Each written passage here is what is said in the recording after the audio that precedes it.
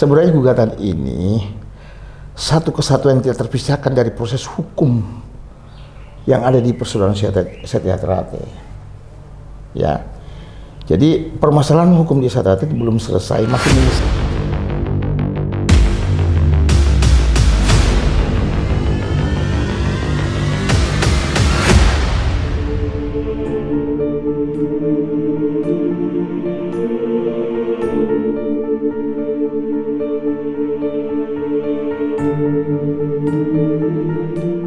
Oke, baik pemirsa, hari ini kita sudah hadir di SKR Law Firm yang tentunya pada siang hari ini kita sudah bersama dengan Bapak Sukriyanto SHMH sebagai kuasa hukum penggugat. Selamat siang Bapak Sukri. siang.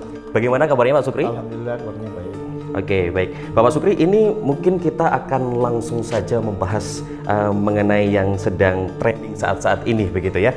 Di media sosial ini beredar screenshot SIPP Pengadilan Tata Usaha Negara di Jakarta terkait nomor 163 tentang PT UN di Jakarta, dan informasi ini di dalamnya termuat Bapak Sukriyanto ini sebagai kuasa hukum penggugat. Itu betul ya Bapak Sukri? Betul. Baik, dalam kesempatan ini mungkin bisa dijelaskan tentang gugatan itu terkait apa aja, Bapak Sukri. Mungkin bisa dimulai dari dasarnya dulu Pak Sukri. Oke, baik. Jadi pada kesempatan baik ini mungkin saya biasa jelaskan biar hal yang kalian juga tidak tersesat dalam mengartikan apa memaknai semua atau mengartikan maksud dan tujuan daripada gugatan ini. Sebenarnya gugatan ini satu kesatuan yang tidak terpisahkan dari proses hukum yang ada di persidangan Setia Ternate. Ya, jadi permasalahan hukum di Setia Ternate belum selesai, masih menyisakan ada suatu proses yang belum terselesaikan, yaitu apa? Perkara nomor 74 karena badan hukum yang ada sekarang yang di Mas Taufik yaitu mendasar pada putusan pengadilan nomor 74. Ya. Putusan perkara nomor 74 itu di tahun 2000 berapa itu ya? Perkara nomor 74 tahun 2017 ya, perkara 74 2017 itu Mas Taufik menggugat badan hukumnya yang dipegang oleh Mas Bagus, dan di antaranya ada 12 badan hukum yang dipegang oleh cabang-cabang lainnya ya. Oke. Tuh. Jadi dalam perkara itu ada 12 badan hukum totalnya, kalau kurang lebih lagi itu menggugat untuk dibatalkan. Nah, di dalam putusan pengadilan tingkat pertama dikabulkan gugatannya Mas Taufik. Ya. Dikabulkan.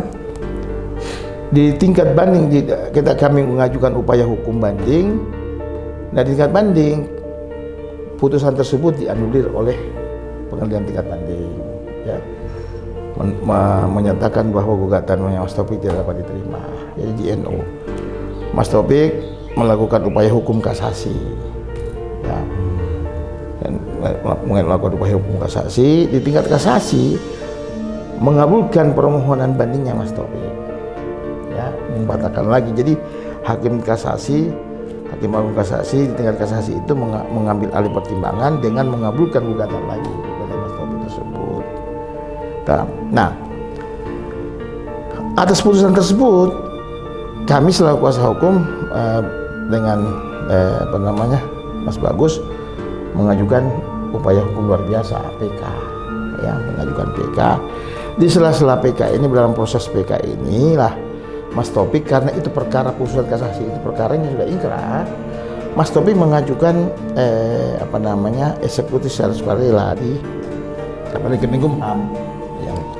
Kemenkumham meng-take-down itu semua badan hukum yang masuk dalam gugatan.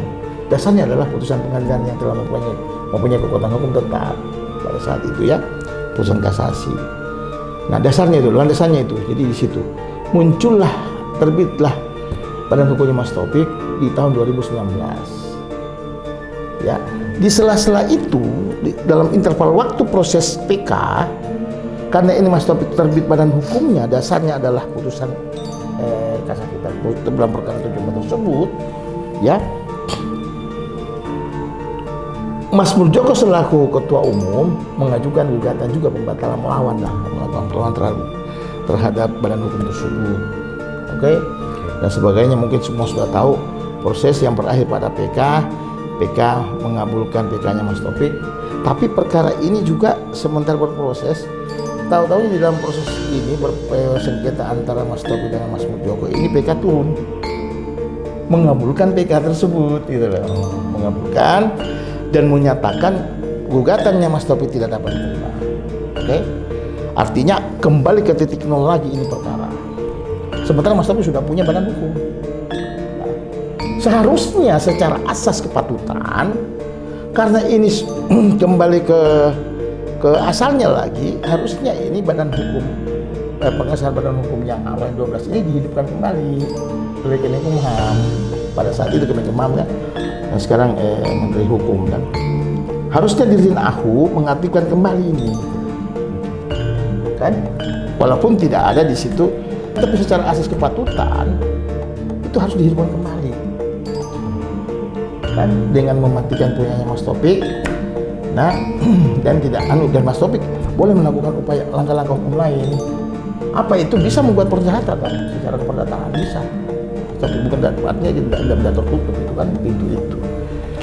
Nah itu menjadi persoalan. Nah makanya putusan PK inilah nanti yang menyisakan, yang saya katakan tadi, menyisakan sebuah suatu masalah persoalan hukum yang ada. Nah, itu ya dia meninggalkan kita orang-orangnya terlalu fokus kepada bagaimana cepat-cepat memperoleh badan hukum. Sementara ada ruhnya yang kita sepakati bersama. Saya sama Mas Taufik sepakat pada saat itu ya, di 2000 pada saat berproses di perkara nomor 74 2016 ya, 17 ya. Itu sepakat untuk menyelesaikan permasalahan persoalan ini di ranah hukum, persoalan terakhir di ranah hukum kan di PT UN. Itu kesepakatannya Mas Taufik. Mas Taufik meminta kepada saya, kesepakatannya Mas Sukri, bahwa kita sudah memilih, kita lebih bagus memilih ke persoalan ini diselesaikan di pengadilan kan. Okay. Nah, kalau kita sepakat seharusnya harus selesai secara tuntas ini persoalan kan. Kalau saya Mas Taufik tidak buru-buru menghidupkan badan hukumnya. Saya nggak buru-buru, saya lebih cenderung untuk mematikan dengan lewat ini, hidupkan kembali baru kita matikan ini kan, begitu caranya. Nah, itu Mas, jadi yang mendasar kita mendorong tujuannya tidak lain bahwa kita akan menyelesaikan persoalan secara tuntas. Kalau tidak, nanti cabang-cabang lain yang merasa punya badan hukum yang dimatikan secara sepihak, ya melalui pengadilan secara sepihak yang tidak sesuai prosedurnya, ya karena sudah di PK jelas mereka menang, tidak menutup kemungkinan ada muncul nanti ada cabang-cabang lain seperti yang dilakukan oleh Mas Sony. Mas Sony hari ini kan pasang itu jangan sampai terjadi. Salah satu yang mendorong saya, Mas Bagus, untuk melakukan untuk istilahnya pemberesan lah, menyelesaikan persoalan ini biar tuntas, yaitu salah satu pertimbangannya. Oke. Jadi bukan apa, ya syukur-syukur bisa kembali lagi ke jalur kita sepakat bersama-sama lah kita selesaikan di jalur hukum ini kan. Okay. Nah, persoalan ini. Jadi biar sama-sama duduk membicarakan, membesarkan bagaimana caranya supaya membesarkan Isyarat ini dengan benar dan baik kan, dengan mengesampingkan ego-ego yang kepentingan kelompok dan sebagainya. Betul. Pure untuk kepentingan Isyarat. Saya pikir itu yang esensinya di situ kan. Oke. Jadi itu Mas. Terus untuk selanjutnya mengenai gugatan ke Kemenkum ini kan tentang fiktif negatif tadi ya, sempat kita bahas sebelum ini tadi. Sebenarnya gugatan fiktif negatif ini apa sih, Bapak Fiktif Sukri? negatif itu jadi gini. Fiktif negatif ini sebuah keputusan yang jadi kita mengajukan permohonan untuk mengaktifkan kembali ini badan hukum, tapi permohonan itu tidak dijalankan. Itu namanya fiktif negatif. Kalau tidak dijalankan dengan hitungan tertentu sesuai dengan Undang-Undang Tata Usaha Negara, Pengadilan Tata Usaha Negara itu pasal 3 ayat 1 sampai ayat 3 itu mengamanatkan itu masuk kepada fiktif negatif dan bisa digugat gitu. Dan itu bersifat keputusan. Okay. Itu pasal 3 itu Mas ya. Itu juga merupakan keputusan tun yang bersifat yaitu bersifat keputusan tun ya. Jadi sebagai individual, final, dan binding itu barangkali ya. Oke. Terus selanjutnya untuk Bapak Sukri ini mungkin ada harapan apa yang akan diwujudkan kalau dengan gugatan ini nanti akan bisa diterima atau bisa dilaksanakan? Harapannya apa, Pak? Harapannya ini dihubungkan kembali semua, baru kita terserah Mas Taufik mau ambil langkah-langkah hukum lain, monggo kan. Mas Mujoko mengambil langkah-langkah hukum yang monggo kan. Atau memanfaatkan kekuatan hukum yang ini untuk menjadi momentum untuk rekonsiliasi kan.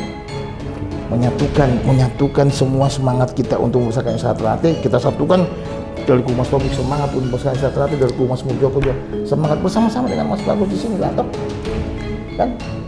Mungkin ke sana arahnya lah kita itu. Harapan kita itu supaya ada ruang untuk nabici gitu lah. Ya. Begitu Mas. Bapak Sukri, mungkin sebelum kita akan mengakhiri sesi bincang kita untuk di siang hari ini, mungkin dari Bapak Sukri ada yang ingin disampaikan kepada dulur-dulur Satrate yang saat ini sedang menyaksikan di rumah, Bapak Sukri? Ya, saya cuma menyampaikan pesan bahwa apapun Satrate ini adalah organisasi yang mempunyai ajaran yang baik dan benar. Wah, patut untuk kita teladani. Dan terkait dengan adanya dinamika yang ada di organisasi ini, kita jangan sampai kita terpancing.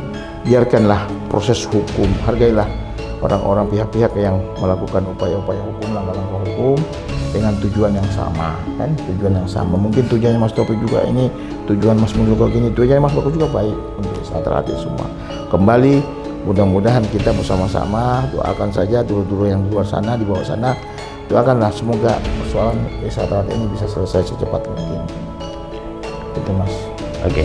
Baik, mungkin itu tadi dulur-dulur Satrate mengenai perbincangan kita untuk di siang hari ini bersama dengan Bapak Sukrianto SHMH selaku kuasa hukum penggugat yang pada siang hari ini bersama kita telah mengikuti tadi berbincang santai mengenai gugatan kepada Kemenkum tentang fiktif negatif tentunya.